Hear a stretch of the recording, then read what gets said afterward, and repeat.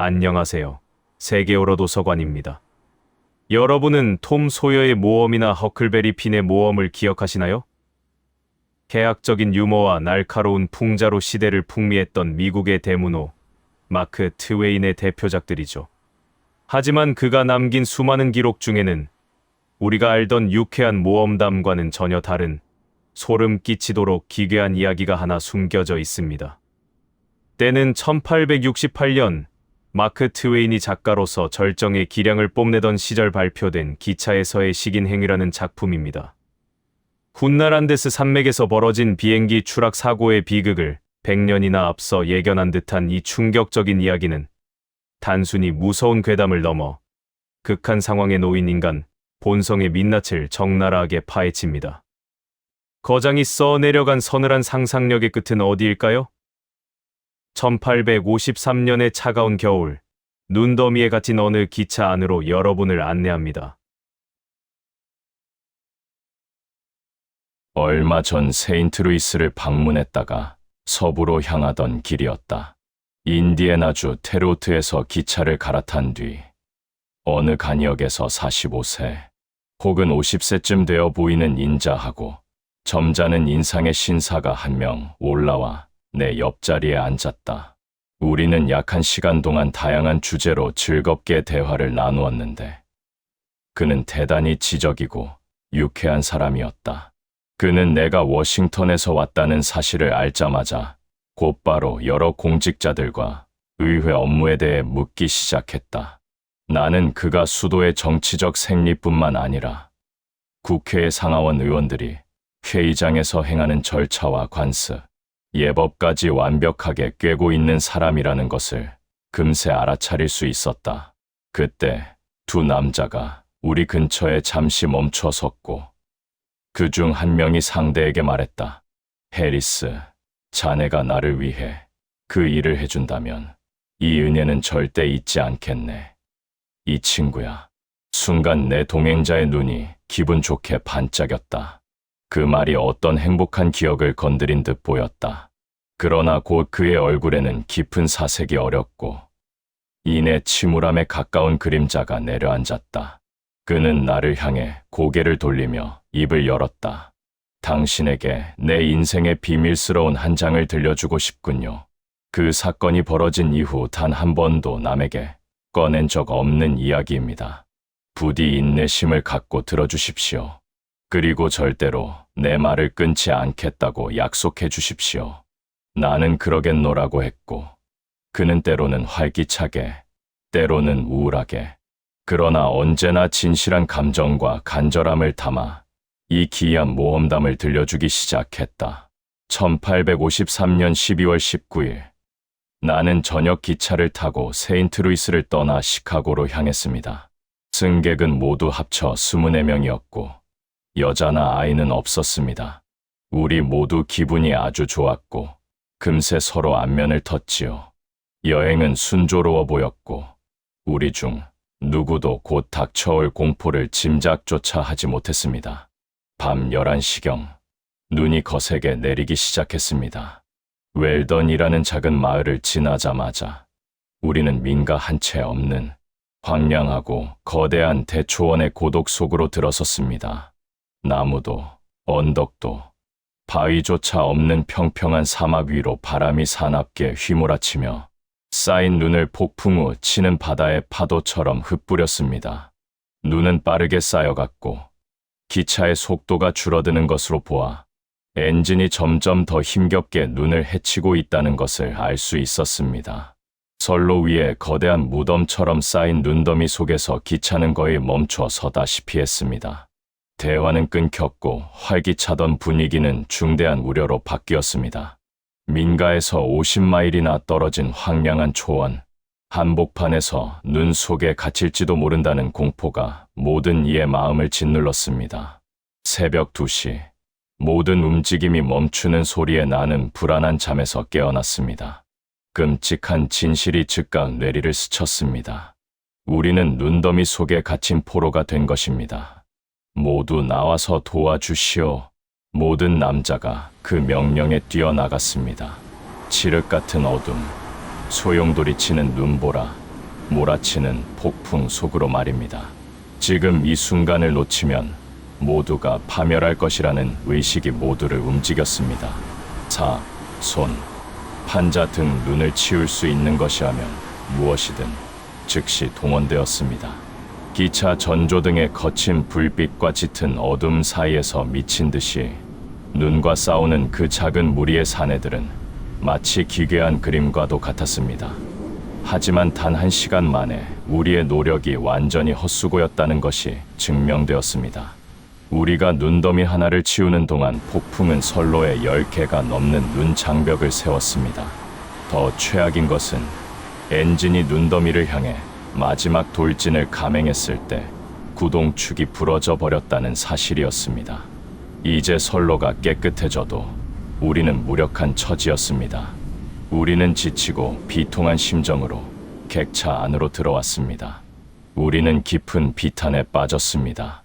우리에게는 그 어떤 식량도 남아있지 않았고 이것이 우리의 가장 큰 고통이었습니다. 다행히 기관차 탄수차의 땔감이 충분해 얼어 죽을 염려는 없었다는 것이 유일한 위안이었습니다. 결국 토론 끝에 우리는 차장의 낙담 섞인 결정을 받아들였습니다. 이런 눈보라를 뚫고 50마일을 도보로 이동하려는 시도는 곧 죽음이라는 결론이었죠. 도움을 요청하러 보낼 수도 없었거니와 설사 보낸다 한들 구조가 올미만무했습니다. 우리는 굴복해야 했습니다. 그리고 구조를 받든 아니면 굶어 죽든 최대한 인내하며 기다려야 했습니다. 그 말이 떨어졌을 때 아무리 강인한 심장을 가진 이라도 순간적인 전율을 느꼈을 것입니다. 1시간도 채 되지 않아 대화는 낮은 속삭임으로 잦아들었고 객차 밖에서 몰아치는 폭풍 소리 사이로 이따금 낮은 웅얼거림만이 들려왔습니다.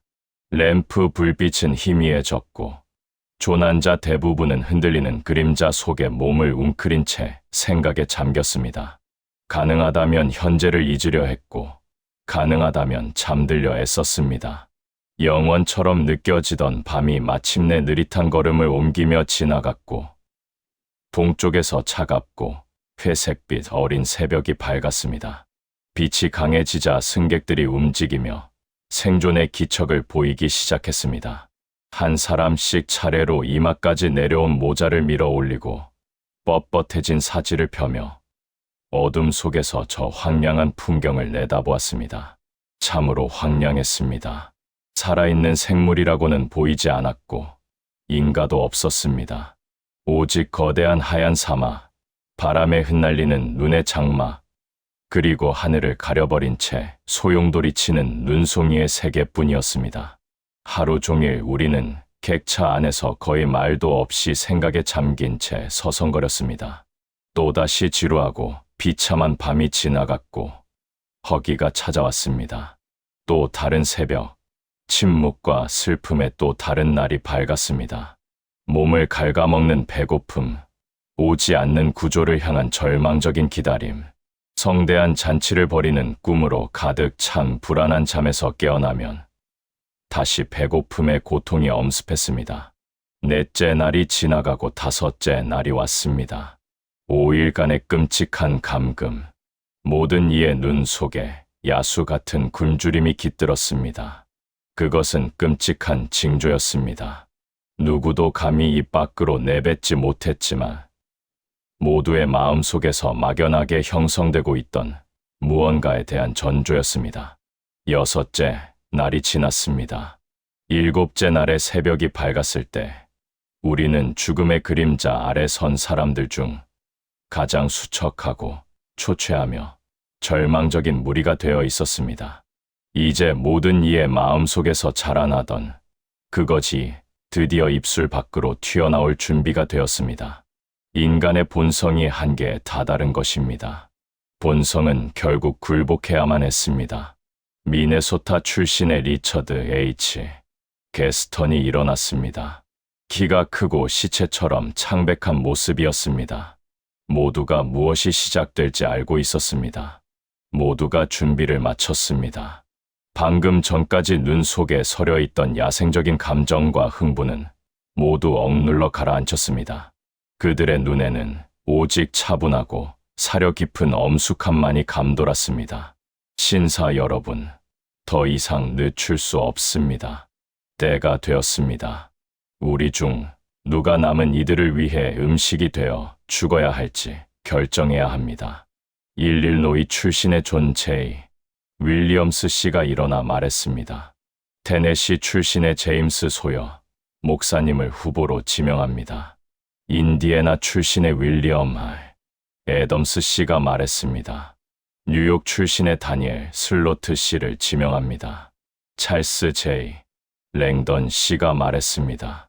세인트루이스 출신의 사무엘 A 보웬 씨를 지명합니다. 그러자 슬로트 씨가 말했습니다. 신사 여러분, 저는 사퇴하고 뉴저지 출신의 존 A 반 노스트랜드 주니어 씨를 지지하고자 합니다. 게스턴 씨가 말했습니다. 이의가 없다면 그분의 의사를 받아들이겠습니다. 그러나 반 노스트랜드 씨가 이의를 제기했고 슬로트 씨의 사퇴는 기각되었습니다. 소여 목사와 보웬 씨의 사퇴 역시 같은 이유로 거부되었습니다. 오하이오 출신의 알파섬 씨가 제안했습니다. 후보 지명을 마치고 무기명 투표를 통한 선출을 진행할 것을 제안합니다. 그러자 소여 목사가 일어났습니다. 신사 여러분, 이 절차에 강력히 항의하는 바입니다. 이것은 모든 면에서 불규칙하며 격식에 어긋납니다. 이 논의를 즉시 중단하고 우선 회의를 주재할 의장과 조력할 정식 임원들을 선출할 것을 정중히 제안합니다. 소여 목사, 그래야 우리가 당면한 일을 질서 있게 처리할 수 있을 것입니다. 아이오와 출신의 벨 씨가 일어났습니다. 신사 여러분, 반대합니다. 지금은 형식이나 의식적인 절차를 따질 때가 아닙니다. 우리는 7일 넘게 아무것도 먹지 못했습니다. 무의미한 토론으로 낭비하는 매 순간이 우리의 고통을 가중할 뿐입니다. 저는 이미 나온 후보들에 만족합니다. 여기 계신 모든 분도 마찬가지일 것입니다. 당장 투표를 시작해 한 명 혹은 그 이상을 선출하지 못할 이유가 무엇입니까? 저는 결의안을 제출하고자 게스턴 의장이 말을 끊었습니다. 그 결의안은 규정에 따라 이의 제기를 받을 것이고 그러면 하루를 더 넘겨야 합니다. 결국 당신이 피하고자 하는 바로 그 지체를 초래하게 될 것입니다. 뉴저지 출신의 반 노스트랜드 씨, 발언하십시오. 신사 여러분, 저는 여러분 사이에서 낯선 이방인입니다. 저는 제게 주어진 이 영광스러운 직책식인 후보를 원한 적이 없으며 송구스러운 마음이 그때 엘라베마 출신의 모건 씨가 말을 끊으며 외쳤습니다. 본안 토론 종결을 동의합니다. 동의안은 가결되었고 더 이상의 토론은 차단되었습니다. 당연히 임원 선출 동의안도 통과되었습니다. 그에 따라 게스턴 씨가 의장으로 블레이크 씨가 서기로 선출되었습니다. 또한 홀콤, 다이어, 볼드윈 씨가 후보 지명위원회 위원으로 뽑혔고 하울랜드 씨는 위원회의 선정을 돕는 보좌역을 맡았습니다. 이후 30분간 정회가 선포되었고 약간의 막후 협상이 이어졌습니다. 의사봉 소리와 함께 회의가 다시 소집되었고 위원회는 켄터키의 조지 퍼거슨, 루이지애나의 루시안 헤르만, 콜로라도의 W, 메시크를 최종 후보로 보고했습니다.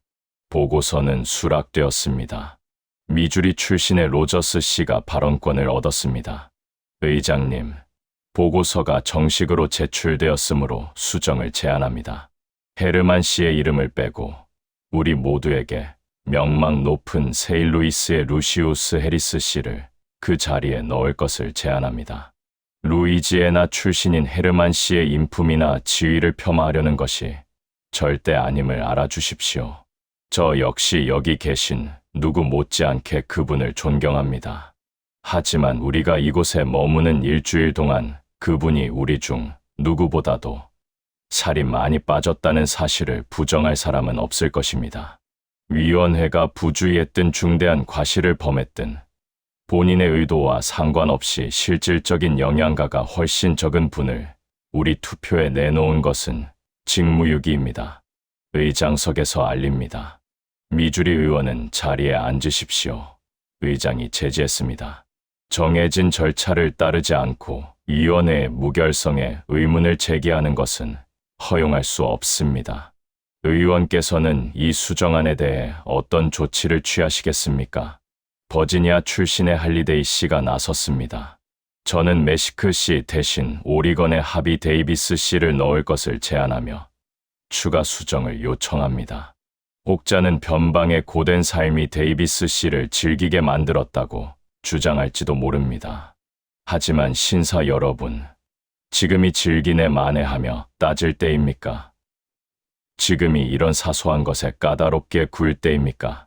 아니면 하찮은 문제를 두고 논쟁할 때입니까? 아닙니다.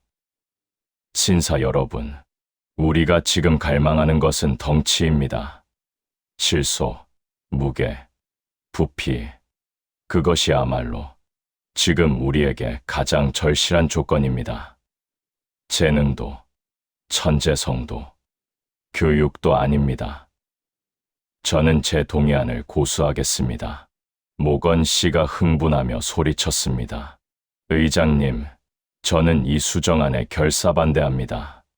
오리건 출신의 저 신사는 나이가 많을 뿐더러 덩치가 크다 해도 그것은 살이 아니라 뼈일 뿐입니다.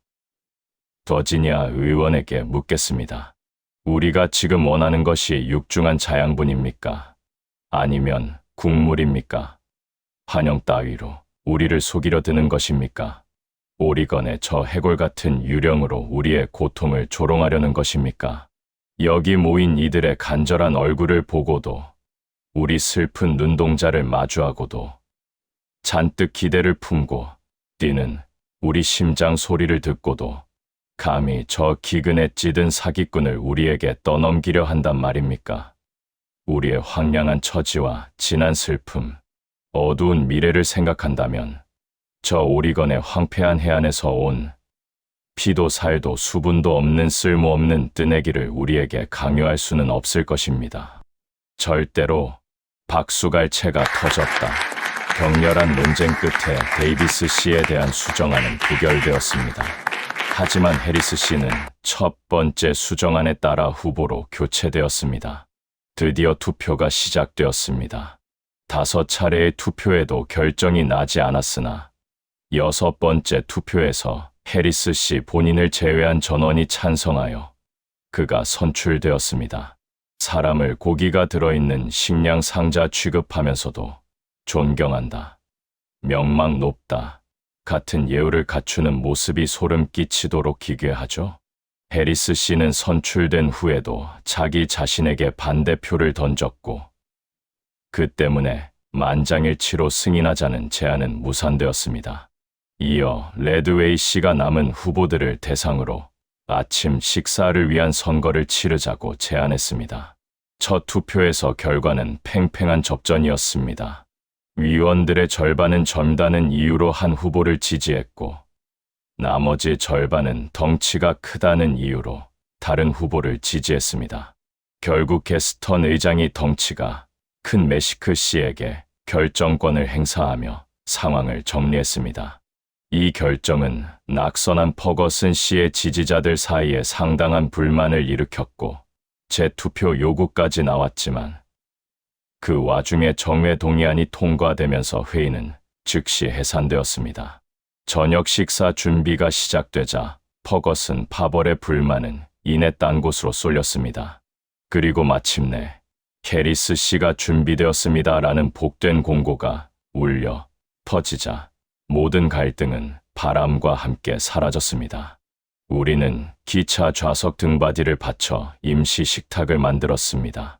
그리고 지난 7일간의 고통스러운 나날 끝에 우리 눈앞에 펼쳐진 이 가장 고결한 저녁 식사를 향해 온 마음을 다해 감사를 올리며 자리에 앉았습니다. 불과 몇 시간 전에 우리와 지금의 우리는 얼마나 달라졌습니까? 절망과 슬픔, 비참함, 굶주림, 열병 같은 불안과 자포자기, 그 모든 것이 이제는 말로 다 표현할 수 없는 감사함과 평온함, 그리고 깊은 기쁨으로 바뀌었습니다. 그 시간은 내 파란만장한 인생에서 가장 즐거운 시간이었습니다. 감옥 같은 객차 밖에서 바람이 울부짖고 눈보라가 몰아쳤지만 그것들은 더 이상 우리를 괴롭히지 못했습니다. 나는 해리스 씨가 마음에 들었습니다. 조금 더 요리되었더라면 좋았을지도 모르겠지만 해리스 씨만큼 내 입맛에 잘 맞거나 큰 만족감을 준 사람은 없었다고 자신 있게 말할 수 있습니다. 메시크 씨도 괜찮았지만 향이 좀 강했습니다. 하지만 진정한 영양가와 육질의 섬세한 면에서는 역시 해리스 씨가 최고였지요. 메시크 씨도 나름의 장점이 있다는 걸 부정하진 않겠습니다만 아침 식사로는 어울리지 않았습니다. 어찌나 마르고 질기던지, 정말 즐겼습니다. 당신은 상상도 못할 겁니다. 결코 상상조차. 잠깐, 지금 제게 그런 말씀을 하시는 겁니까? 화자. 제발 말을 끊지 마십시오. 아침 식사 후, 우리는 저녁 식사 거리로 디트로이트 출신의 워커라는 사내를 선출했습니다. 그는 아주 훌륭했습니다. 나중에 그의 아내에게도 그렇게 편지를 써주었지요. 그는 찬사받아 마땅한 인물이었습니다. 나는 언제나 워커 씨를 기억할 겁니다. 살짝 덜 익긴 했지만 정말 좋았습니다. 그 다음 날 아침에는 엘라베마 출신의 모건 씨를 아침 식사로 맞이했습니다. 그는 내가 마주한 이들 중 가장 기품 있는 신사 중 한 명이었습니다. 잘생기고 교육받았으며 세련된 데다 여러 외국어를 유창하게 구사하는 완벽한 신사였죠. 참으로 완벽한 신사였고 보기 드물게 육즙이 풍부했습니다. 저녁으로는 그 오리건 출신의 월로 데이비스를 먹었는데 그는 정말 사기였습니다. 의심의 여지가 없었죠. 뼈만 앙상하고 질겨서 그 실태는 이루 말로 다 표현 못합니다. 결국 나는 신사 여러분, 마음대로들 하십시오. 하지만 나는 다음 선거까지 기다리겠습니다 라고 선언했습니다. 일리노이 출신의 그라임스 씨도 나도 기다리겠소. 뭔가 추천할 만한 사람이 뽑히면 그때 다시 동참하겠소 라고 거들었죠. 곧 오리건 출신의 데이비스에 대한 대중적인 불만이 명백해졌습니다. 그래서 해리스 씨 이후로 유지되어 온 이 즐겁고 화기애애한 분위기를 지키기 위해 새 선거를 소집했고 조지아 출신의 베이커 씨가 선출되었습니다. 그는 정말 환상적이었습니다. 그 이후로도 우리는 두리틀, 호킨스, 맥클로이 씨를 거쳤습니다. 맥클로이 씨는 유독 키가 작고 말라서 불평이 좀 있었죠. 펠로드 씨, 2명의 스미스 씨, 그리고 베일리 씨도 있었습니다. 베일리 씨는 나무 의족을 하고 있어서 그만큼 손해를 보긴 했지만 그 외에는 훌륭했습니다. 인도 소년과 거리의 악사, 그리고 벅민스터라는 신사도 있었죠. 벅민스터는 동료로 지내기엔 별 볼 일 없고 아침 식사로도 가치가 없는 불황자 같은 자였는데 구조가 오기 전에 그를 선출해 치워버린 게 정말 다행이었습니다. 그리고 마침내 복된 구원이 찾아왔습니다. 그렇습니다. 어느 밝고 화창한 아침, 막 선거가 끝난 직후였죠. 당시 선출된 이는 존 머피씨였는데 내가 보증하건대 그보다 더 나은 선택은 없었을 겁니다. 하지만 구조 기차가 도착하는 바람에 존 머피씨는 우리와 함께 기차를 타고 집으로 돌아왔습니다. 그는 살아서 돌아가 우리의 첫 번째 선택이었던 해리스 씨의 미망인과 결혼했습니다. 그는 그녀와 결혼하여 지금도 행복하고 존경받으며 번창하고 있답니다. 정말 소설 같은 이야기 아닙니까? 선생님, 정말 소설 같은. 이건 로맨스예요. 선생님, 여기가 제가 내릴 곳이군요. 이제 작별 인사를 드려야겠습니다. 언제든 시간이 되신다면 저와 하루 이틀 정도 시간을 보내주시면 기쁘겠습니다. 저는 선생님이 마음에 듭니다. 선생님께 깊은 애정을 느끼게 되었거든요. 제가 그 해리스 씨를 좋아했던 것만큼이나 선생님을 좋아하게 될 것 같습니다. 선생님, 좋은 하루 되십시오. 그리고 즐거운 여행 되시길. 그는 떠났습니다. 내 온 인생을 통틀어 이토록 멍하고 괴롭고 당혹스러웠던 적은 없었습니다. 하지만 내 영혼 깊은 곳에서는 그가 떠난 것에 진심으로 안도했습니다. 그의 부드러운 매너와 나직한 목소리에도 불구하고 그가 그 굶주린 눈빛을 내게 돌릴 때마다 나는 전율했습니다. 특히 내가 그의 그 위험한 애정을 얻었으며 고인이 된 해리스 씨와 거의 동등한 수준의 평가를 받고 있다는 말을 들었을 때는 심장이 그대로 멈추는 것 같았습니다. 이 형언할 수 없는 당혹감이란 나는 그의 말을 의심하지 않았습니다. 진실한 간절함이 듬뿍 묻어나는 그의 진술 중 단 한 항목도 의심할 수 없었습니다. 하지만 그 끔찍하고 세세한 묘사들은 나를 압도했고 내 머릿속을 걷잡을 수 없는 혼란에 빠뜨렸습니다. 나는 차장이 나를 쳐다보고 있는 것을 발견하고 물었습니다. 저 남자는 대체 누구입니까? 아, 예전에 국회의원이었던 분입니다. 훌륭한 분이었죠.